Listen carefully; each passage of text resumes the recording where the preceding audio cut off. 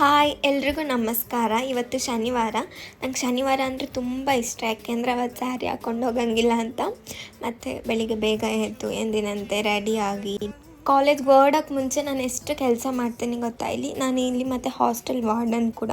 First ರೆಡಿಯಾಗಿ ಕೆಳಗಡೆ ಹೋಗಿ ಅಲ್ಲಿ ರೇಷನ್ ಎಲ್ಲ ಕೊಡಬೇಕು, ಮತ್ತು ಸ್ಟೂಡೆಂಟ್ಸ್ ಕೌಂಟ್ ಕೊಡಬೇಕು, ಎಷ್ಟು ಜನಕ್ಕೆ ಊಟ ಬೇಕು ಬೇಡ ಅಂತ ಎಲ್ಲ. ಇವತ್ತು 3 ಜನ ಹುಡುಗರಿಗೆ ಎಷ್ಟು ತಿಂಡಿ ಬೇಕಾಗಿದೆ, ಅದಕ್ಕೋಸ್ಕರ ನಾನೇ ತೊಗೊಂಡೋಗಿ ಕೊಟ್ಟೆ. ಮತ್ತು ಸ್ಕೂಟಿನ ಲಾಕ್ ಮಾಡಿ ನಾನು ಕಾಲೇಜ್ಗೆ ಹೊರಟೆ.